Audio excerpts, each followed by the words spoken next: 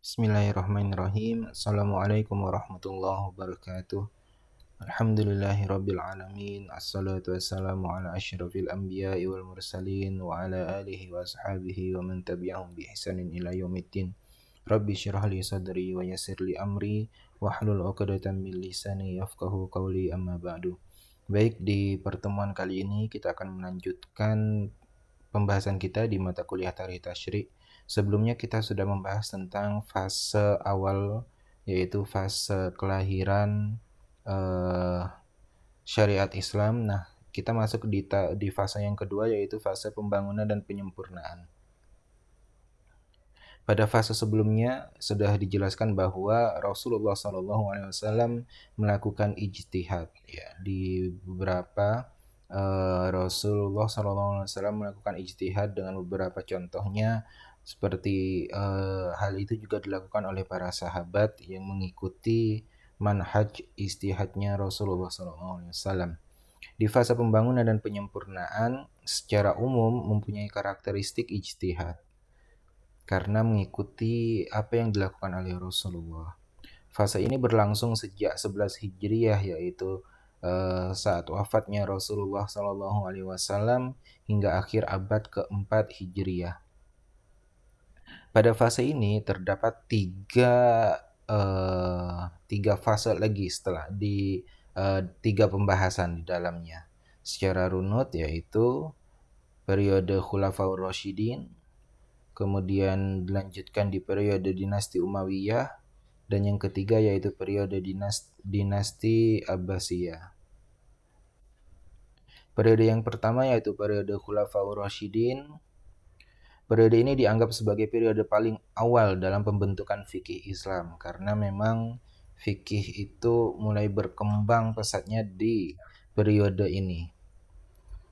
Banyak hal-hal atau perkara-perkara fikih yang muncul, kemudian para sahabat melakukan ijtihad yang dipimpin oleh Khulafaur Rasyidin.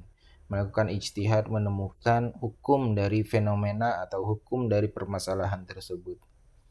Setelah Rasul meninggal, maka para sahabatlah yang paling mampu menerjemahkan maksud-maksud dari tujuan syariah, karena memang yang paling dekat dan yang paling mengerti, ya, karena kedekatan, seringnya bermulazamah dengan Rasulullah.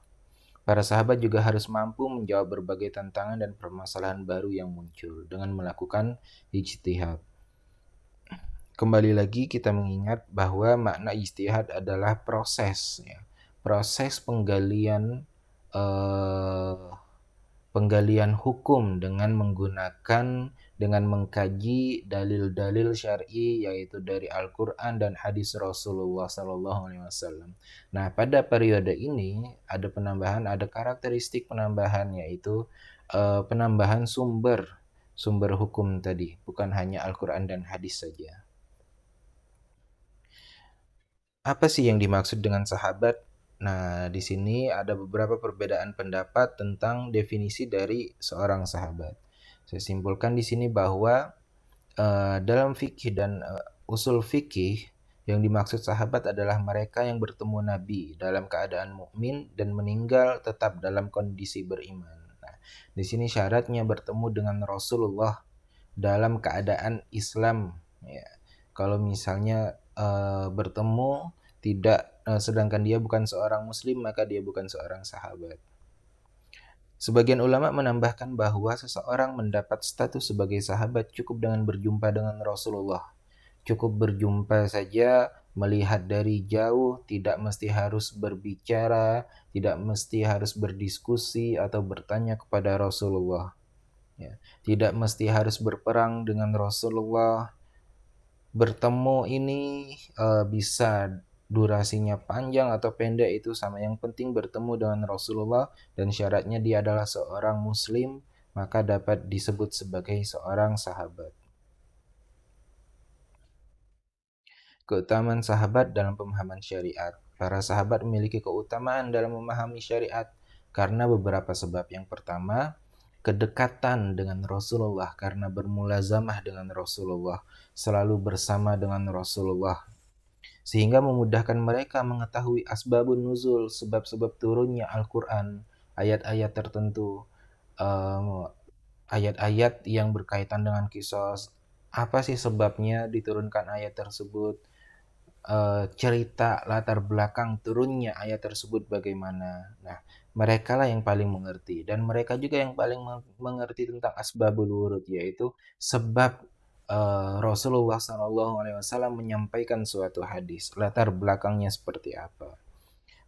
Penafsiran Rasul atas beberapa ayat Al-Quran dan juga mengetahui ilat berbagai hukum. Ilat di sini maksudnya adalah alasan hukum, ya, alasan hukum. Kenapa kok bisa hukumnya seperti ini? Oh, alasannya karena misalnya gitu.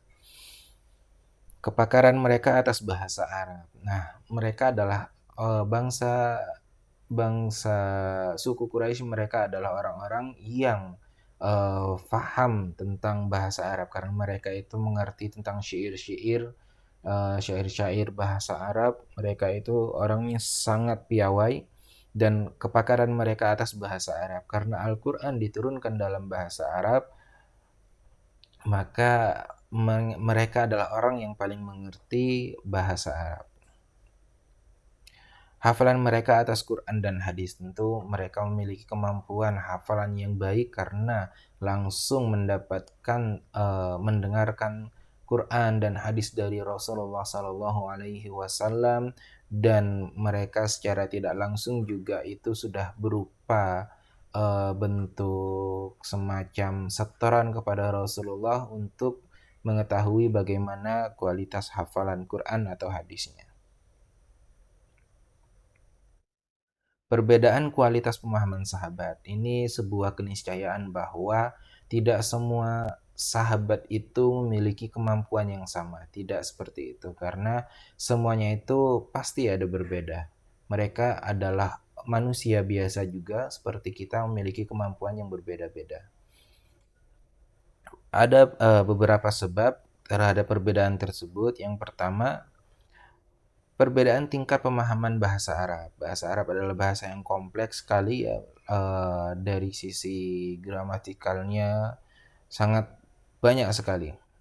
Sebagian sahabat mempunyai kemampuan memahami hingga level yang tinggi, sebagian lagi tidak. Pernah Umar bertanya terkait makna takhawuf, ya. Di dalam Al-Qur'an ada makna ada kalimat takhawuf, kemudian ditanyakan kepada para sahabat, tapi yang menjawab adalah seorang sahabat yang sudah berusia lanjut. Kemudian ditanyakan, kok bisa kamu mengetahui makna ini? Dia mengetahui karena di sukunya atau di kabilahnya makna ini pernah atau ada di dalam syair mereka dan maknanya seperti itu. Nah, misalnya saya lupa maknanya apa. Uh, dan itu didapatkan, ada juga dikuatkan dengan syair yang disebutkan oleh seorang sahabat tadi. Kemudian Umar bin Khattab berkata setelah itu, jagalah bahasa kalian, bahasa-bahasa dari bahasa asli kalian, karena dari situ kalian bisa memahami makna dari Al-Quran, karena Al-Quran diturunkan dalam bahasa Arab.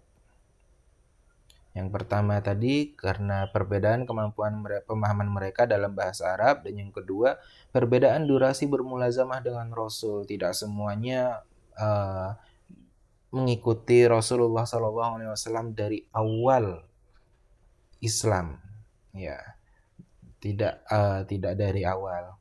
Nah, sebagian kan mereka memeluk agama Islam setelah beberapa tahun perjuangan Rasulullah bersama para sahabat as-sabiqunal awwalin gitu, ya.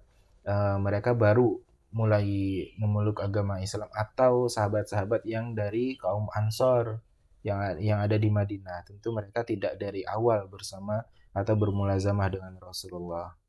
Semakin lama bermulazamah pada Rasulullah, maka semakin banyak pula pengetahuan mereka yang didapatkan dari Rasulullah. Kemudian yang ketiga yaitu perbedaan kemampuan manusiawi sahabat. Nah, di sini bahwa seorang sahabat pun juga mereka adalah manusia biasa. Seperti kita memiliki kemampuan yang berbeda-beda, yaitu perbedaan dalam kemampuan menghafal, pemahaman, kemampuan mengambil kesimpulan, kemampuan memaknai berbagai ayat dan hadis dan sebagainya. Contoh, ketika turun ayat terakhir dan umat muslim bergembira. Ayat tersebut al-yauma akmaltu lakum dinakum wa atmamtu al-yauma akmaltu lakum dinakum wa atmamtu saya lupa ayatnya apa ya, al-yauma akmaltu, mau nanti bisa dicek kembali. Ayat tersebut, ketika turun ayat tersebut, para sahabat itu bergembira. Kenapa? Karena alhamdulillah agama kita telah disempurnakan oleh Allah. Nah, seperti itu. Dengan berbagai macam kemenangan umat muslim saat itu ya. Tapi Umar bin Khattab memahaminya dengan melihat dari aspek yang berbeda. Ketika risalah ini sudah sempurna, agama ini sudah sempurna, maka tugas seorang rasul pun sudah selesai. Karena Rasulullah diutuskan untuk menyampaikan sebuah risalah dari Allah Subhanahu wa taala. Ketika tugasnya sudah selesai, maka itu adalah akhir dari masa Rasulullah Shallallahu alaihi wasallam. Nah, Umar bin Khattab pun menangis ketika ayat tersebut turun karena memahami hal itu. Contoh kedua yaitu ketika Umar bertanya maksud dari surat An-Nasr. Idza jaa nasrullahi wal fath wa ra'aitan nasa yadkhuluna fi dinillahi afwaja fasabbih bihamdi rabbika wastaghfir innahu kana tawwaba.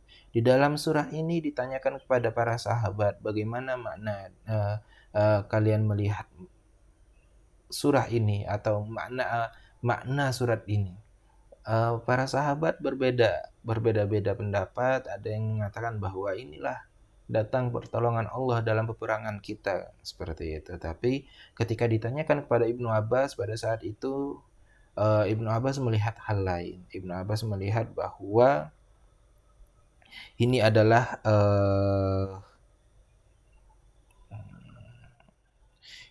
akhir dari risalah Rasulullah, karena itu tadi Rasulullah sudah selesai, pertolongan sudah datang kepada umat Islam, orang-orang sudah masuk Islam pada saat itu, sudah selesai, hampir selesai, ya, hampir selesai tugasnya Rasulullah.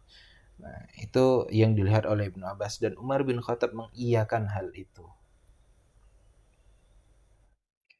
Sumber legislasi di masa sahabat. Kalau sebelumnya di masa Rasulullah SAW, sumber legislasi itu berasal dari wahyu terbagi dua, wahyu yang matlu dan wahyu yang ghairu matlu. Wahyu yang matlu di sini adalah wahyu yang secara makna dan redaksi itu sama, yaitu Al-Quran. Kalau yang ghairu matlu itu secara makna saja yang sama, akan tetapi secara redaksi berbeda. Itu adalah hadis Rasulullah. Nah, di masa sahabat, khususnya di periode Khulafaur Rasyidin, sumber legislasi itu pertama adalah Al-Quran, dan yang kedua hadis, ketiga ijma, dan yang keempat itu opini atau ra'yun ya. Ra'yun di sini bisa dari kias, saddud dzari'ah, istihsan, macam-macam. Di masa ini, mekanisme penggunaan sumber hukum melalui beberapa proses. Yang pertama yang dilakukan yaitu mencari langsung hukum dari suatu permasalahan di dalam Al-Quran. Ya, pertama akan dicari dari sumber yang pertama yaitu Al-Quran.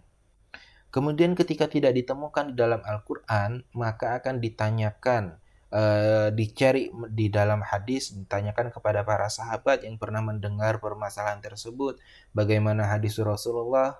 Pada saat itu hadis belum dibukukan, ya.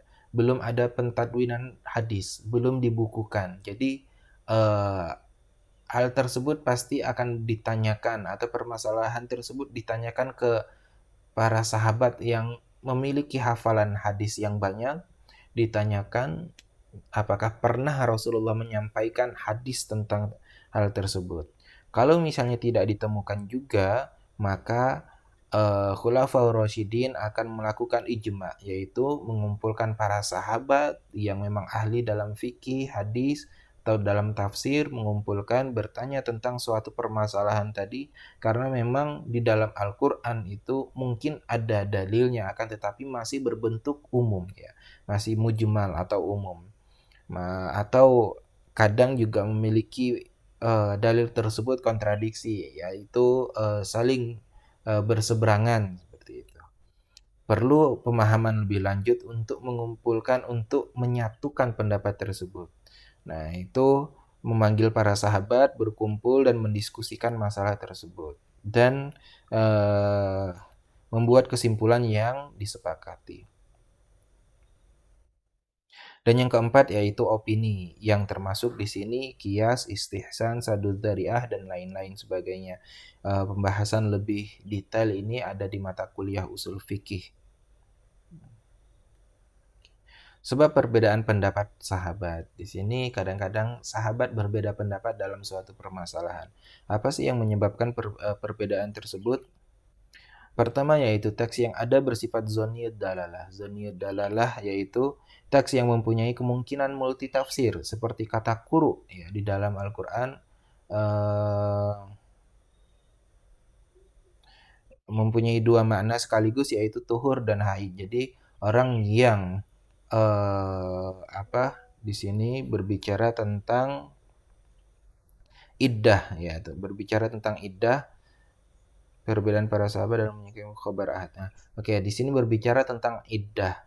Iddah di sini saya lupa iddah untuk orang yang ditinggal mati oleh seorang suami kalau nggak salah, seorang istri yang ditinggalkan uh, wafat oleh seorang suami.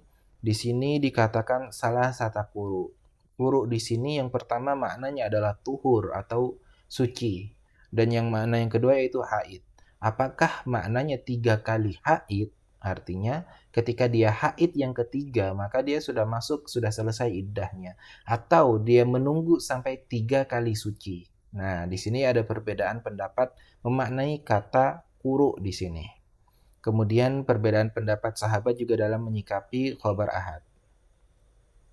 Hadis belum dikompilasikan karena memang pada saat itu belum ada pentadwinan atau pembukuan pengarsipan hadis-hadis Rasulullah SAW. Mustahil juga untuk mengumpulkan para sahabat untuk menanyakan satu persatu hadis yang mereka miliki. Maka dari itu tidak jarang sahabat merubah fatwanya ketika mendapatkan hadis yang baru.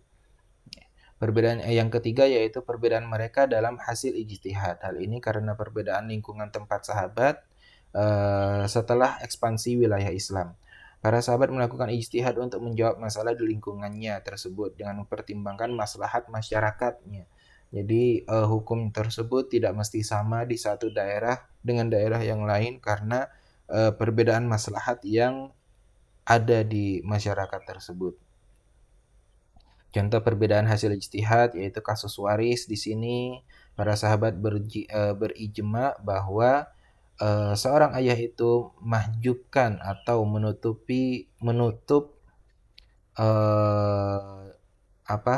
kesempatan saudara-saudara mayit untuk mendapatkan bagian waris. Tetapi mereka berselisih di kasus kakek.